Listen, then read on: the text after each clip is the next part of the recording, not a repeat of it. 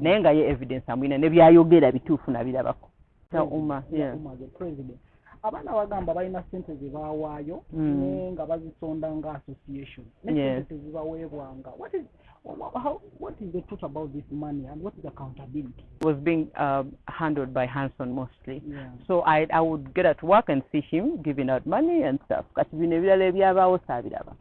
So nalaba abaana ne meeting ne mufunja nandaga proof wenga yenna mulina ku bintu byayogera. You know, and not just him actually bawera. Nga yandaga proof bwenti batole sente zange sina kinafunamu bikine bansubiza kino nakiri nga paperwork yenna mulina.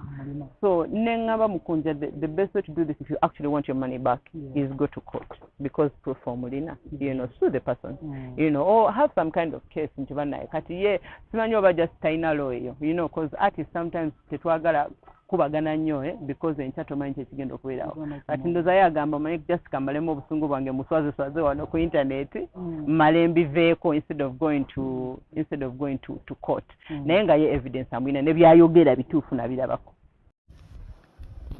Mwasibye mutyaba na Uganda. Abakyala n'abaami balinzisitira kubeera mu kamera ebiseera ebisinga mbeera behind the camera lwansonga mbeera ku kamera nga ndikodinga wabula ngenda kuvaayo okwogera ku saga eno vidiyo esooka nyinza obutabyogera nnyo saga kijenjogerako eri wakati wa Mukunja Maama Alima wamu ne Hanson Baliruno abantu abo bonna basatu mikwano gyange buli omu manyi embeera ze buli omu manyi neeyisaye lwansonga bonna mpangadde nabo ebbanga ze nali nasirika ng'era sirina mu kamera muuma nalimu nabo bonna era ebintu bya Sako mbimanyi byonna nga bwe byali bitambula naye kyanaku nnyo nalabye ebigambo omukulu Harrison Baliruno byayogedde ng'ali ku live wakati wange ne Mukunja ne pulira ne side ya Maama Alima gye baŋŋambye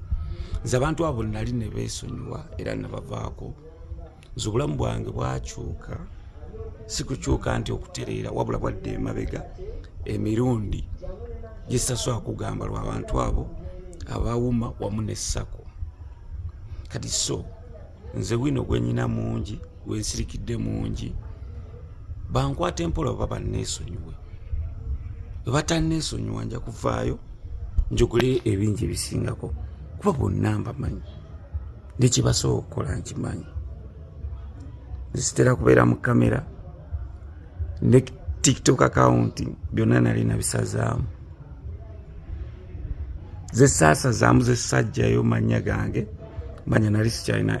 inlogs channel zange za YouTube zonna esinga zaavaako eziri manya gange ne Facebook so Maama Alima Hanson Baliruno muzije mu mboozi zammwe nga we nabajja mu bulamu bwange bwe mwakola mwe mubimanyi nze sikyalinya ku federation siri mu gurupu zammwe order ze mwawa muzimanyi ngenda kukoma wano video ngenda kukoma wano okujjako nga muzemu ne mwenzijonkera nja kujja mu part 2